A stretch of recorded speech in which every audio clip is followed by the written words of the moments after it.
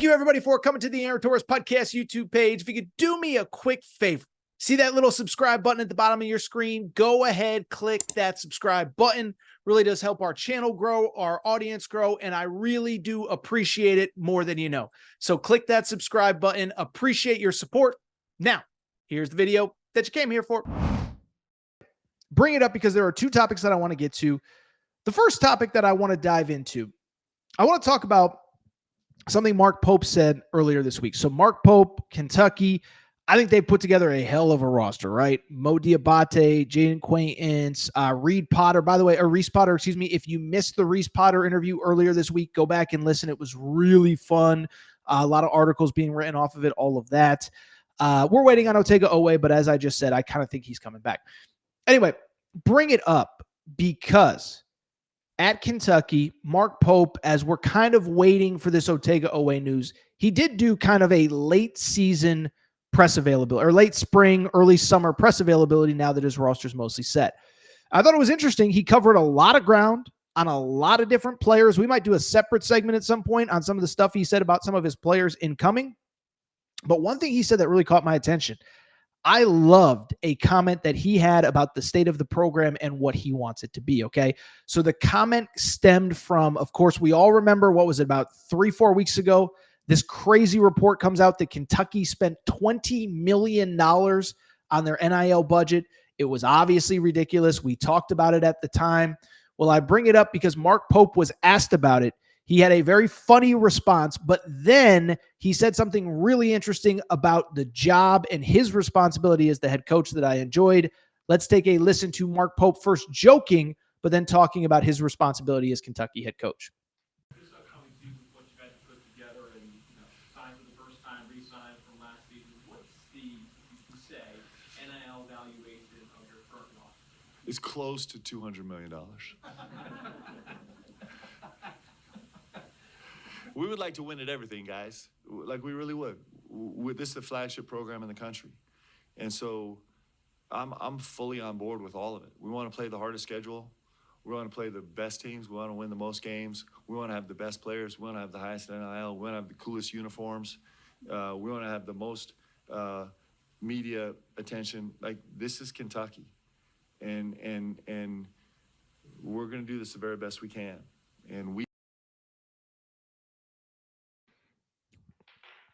Can I just say, I loved everything about that Mark Pope quote. We are the signature program in college basketball. Yeah, we spend a lot in NIL, but guess what? We should be spending a lot in NIL. That's who we are. We're going to schedule the toughest games. We're going to come in. We're going to beat your butt. You're going to take it like a champ. You're going to take your medicine and deal with it because we're freaking Kentucky, baby.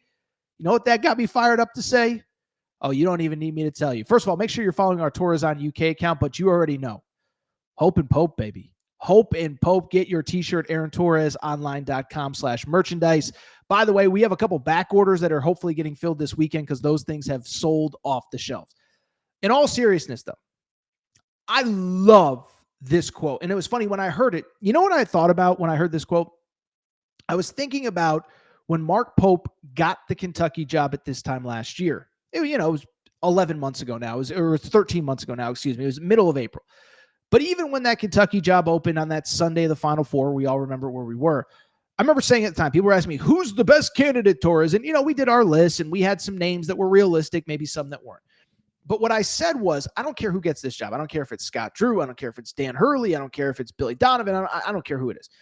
What I care about is, does the person understand the responsibility of being the Kentucky basketball head coach? Because it is a different job, as Mark Pope alluded to. I always say this about Kentucky. There's a lot of tough jobs in America. I'm a UConn fan. The standard at UConn is very high. Whatever. I'm just trying to think off the top of my head. Kansas, their fans don't have patience for losing. Louisville, you go on and on down the list. Indiana, you could say what you want. The fan base cares, and that's what you want as a coach. There is, as far as job pressure is concerned, though, there's only one Kentucky. And I mean that in a good way. I've said for years, Kentucky, to me, is the only college basketball program that I feel is covered like a college football program. And what do I mean by that? It means that with Kentucky, Basically, what it means is essentially like every game matters. Every game means something. Every game we expect your best foot forward. We better win every game. If we don't win every game, you better have an explanation for it, right? Like that's how we cover college football. Ohio State loses. Doesn't matter if it's week 1 or in the national championship game. It's like, what went wrong? How do we fix it? How do we make sure it never happens again? Same at Alabama, same at LSU, same at Michigan, same at Tennessee, on and on. Kentucky's really probably the only basketball program quite like that. And so I go back to last spring and I just remember saying like, just whoever takes this job, just understand what you're getting into because it is a responsibility, but it is a great responsibility. And as I said that day, listen, I didn't love the process of how Mark Pope got hired, going through all these guys and then kind of hiring them in the middle of the night. But the counter to that is what I said. I said, wait till the press conference. And the press conference proved that he knew what he was doing and what he was certainly getting himself into. You know, he comes off the bus with the championship trophy, calls out all his teammates by name, and you're like, oh, this guy gets it. What I also think is cool, you know, he isn't just saying stuff like that. You know, he's putting his money where his mouth is, okay? Clearly, from the NIL perspective, Kentucky, I don't know if it's number 1 or number 3 or whatever, they're right up at the top. And by the way, that's not an insult. That's a good thing.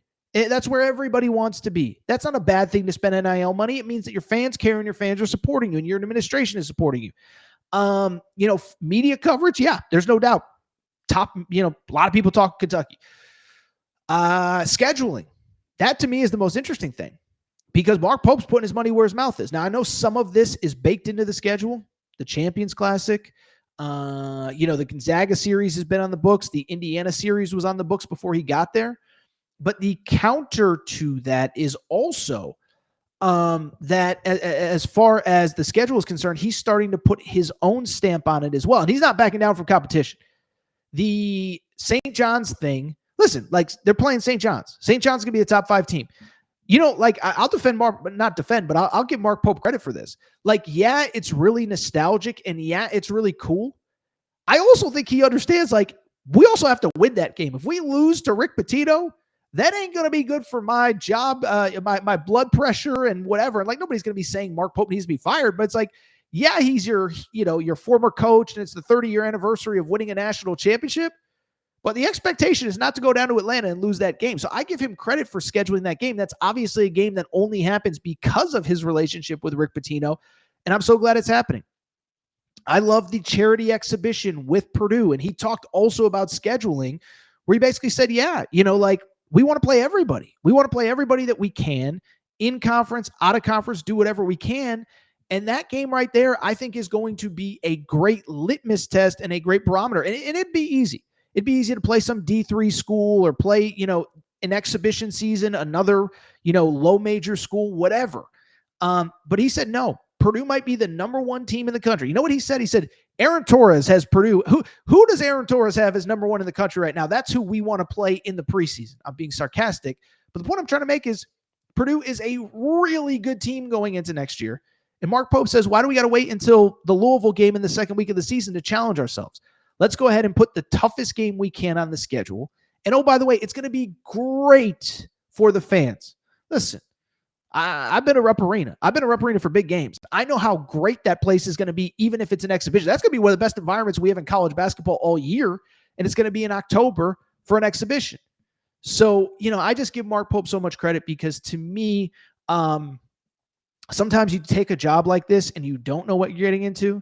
You try to hide in the shadows or, you know, listen, these coaches want time off in the summer. He's like, no, I'm having a press conference in May. I'm answering all your questions. We're talking about it. I'm going on John Rothstein's pod. We're doing this full speed ahead. So Mark Pope says we want to be the best in everything. And I freaking love that attitude. Nothing but respect for Mark Pope. And not just, and by the way, some respect for Mark Pope too, for having some sarcasm and some humor with that conversation about the NIL situation at Kentucky.